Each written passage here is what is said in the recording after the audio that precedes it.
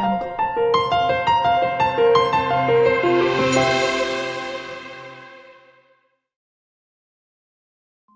আসসালামু আলাইকুম। কেমন আছেন সবাই? আশা করছি সবাই অনেক ভালো আছেন।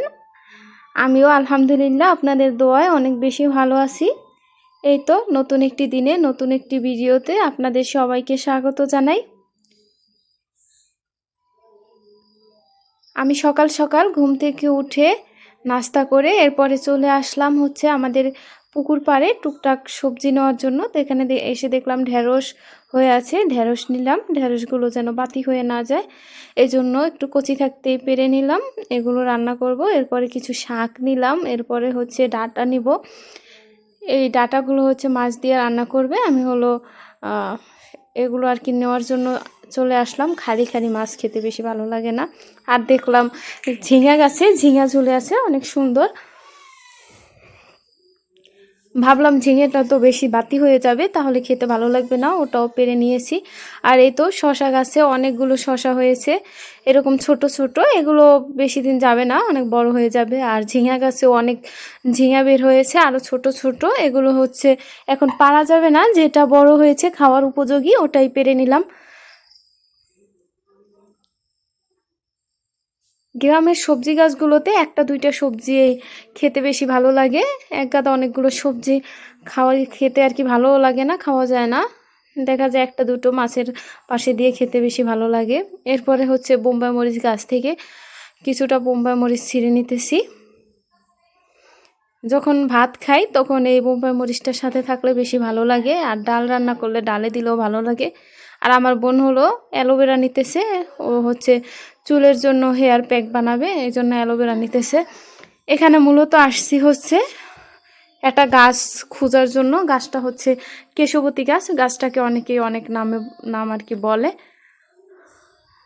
তো এই গাছটা আর কি চুলের জন্য খুবই উপকারী। এই তো এই গাছটা দেখতে পাচ্ছেন একটা সাদা ফুল।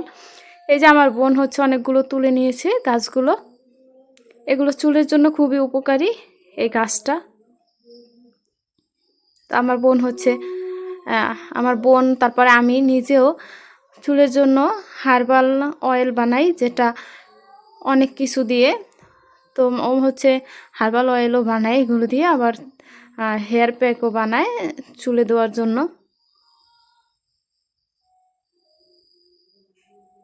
এরপর এটা হচ্ছে কাঁচামরিচের মতো একটা, এটাকে যেন কী মরিচ বলে। এটা হচ্ছে আমার বোন পাকা পাকা দেখে ছিঁড়ে নিল, ও হচ্ছে এটার বীজ থেকে চারা করবে এই জন্য। আর এই তো কেশবতী গাছগুলো হচ্ছে আমার বোন পুকুর থেকে ধুয়ে একদম পরিষ্কার করে নিতেছে। এই গাছটা চুলের জন্য অনেক অনেক উপকারী একটা গাছ। এটা ছোটোবেলায় আমার মা যখন চুল ফেলে দিত আমাদের, তখন এটা বেটে মাথায় দিত। এরপরে এই তো ডাঁটা নিয়ে আসলাম, আর ঝিঙে আর ঢেঁড়স এগুলো কেটে দিলাম মাকে। আর ওই যে শাকটা নিয়ে আসছি ওটা দিয়ে হচ্ছে ডাল রান্না করছে, অনেক মজা হয়েছে। ডালটা মসুর ডাল দিয়ে রান্না করছে, ওই শাকটা মূলত ডাল দিয়েই বেশি ভালো লাগে। আর এই তো ডাঁটা ঝিঙে আর ঢেঁড়স দিয়ে মাছের একটা তরকারি করতেছে।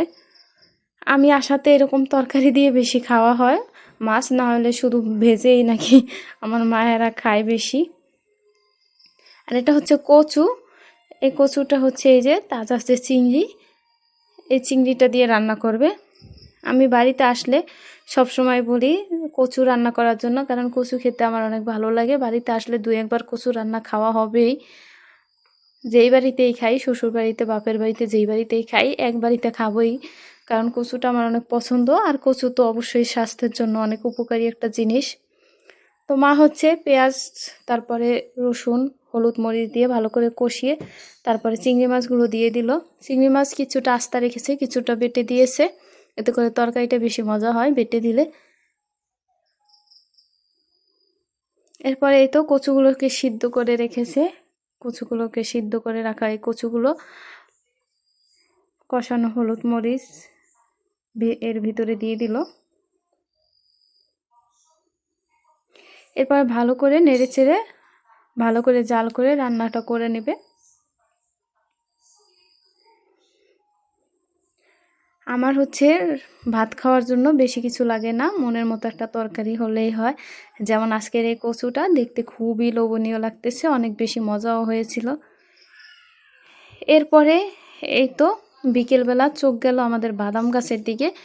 এটা হচ্ছে বাগানের পাশে, এই তো দেখতেই বোঝা যাচ্ছে এটা একটা বাগানের ভিতরে বাদাম গাছগুলো আমাদের। তো দেখি অনেক বাদাম পড়ে আছে, আমার মনে পড়লো যে এখন তো বাদামের দিন, সব জায়গায় দেখি বাদাম, কিন্তু আমাদের যে বাদাম গাছ আছে ওটা আমি ভুলেই গেছি। পরে হঠাৎ বাদাম গাছের দিকে চোখ যাওয়ার কারণে বাদামের গাছের নিচে গেলাম, গিয়ে দেখি সত্যি অনেক বাদাম পড়ে আছে, এগুলো আমি তুলে নিতেছি সবই। এই যে অনেক বাদাম, বৃষ্টির কারণে দীর্ঘ অনেক দিন বৃষ্টি হচ্ছে টানা, একদম পাতা যা কিছু আছে সব পচে একদম অবস্থা খারাপ, কাদা কাদা হয়ে গেছে। এই জন্য কিছু বাদাম পরে সাথে সাথেই হচ্ছে 2-1 দিনের ভিতরে একদম উপরের স্কিনটা পচে যাচ্ছিল। তো তাও নিয়েছি, কারণ বাদামের উপরের স্কিনটা একদম নরম, ওটা পচে যায়, কিন্তু ভিতরে বাদামটা একদম ভালো থাকে। তারপরে আমি বাসায় নিয়ে আসলাম, এরপরে ভালো করে ধুয়ে নিয়েছি, ভালো বাদামগুলোকে আলাদা করে নিয়েছি, আর একটু যেগুলো স্কিনটা পচে গিয়েছে ওগুলোকে আলাদা করে নিয়েছি, কারণ ওগুলো ভালো হলে আগে খেয়ে ফেলবো। আর এই তো আমার আব্বু হচ্ছে আমার জন্য গাব নিয়ে আসলো, পাকা গাব, এটা খাবো।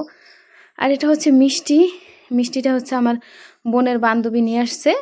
আমার বোন হচ্ছে এবার এসএসসি এক্সাম দিয়েছিল, আর ওর বান্ধবী এই জন্যই, ওদের তো কিছুদিন আগে রেজাল্ট দিল, তো এই মিষ্টিটাই ও নিয়ে আসছে।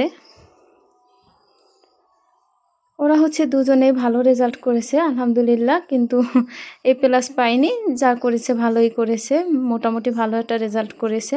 এই জন্যই মিষ্টিটা নিয়ে আসলো আমাদের জন্য ওর বান্ধবী। এই তো ওর ফ্রেন্ড হচ্ছে আমাদের জন্য মিষ্টি টিষ্টি নিয়ে আসলো, আবার আমাদেরকে দাওয়াতও দিয়ে গেল ওদের বাসায় যাওয়ার জন্য। এরপরে এই তো সন্ধ্যার সময় আমার বোন হচ্ছে একটা জাম্বুরা কেটে নিচ্ছে। এই জাম্বুরাটা হচ্ছে আমাদের পাশের বাসার আমাদের কাকি হয় সম্পর্কে, সে হচ্ছে আমার জন্য এই জাম্বুরাটা দিয়েছে আর কি। জাম্বুরা এখন ওরকম বাতি হয়নি, পাকিও নি, এখন সব গাছের জাম্বুরাই কাঁচা, একটু কড়া, আমাদের গাছেরটাও।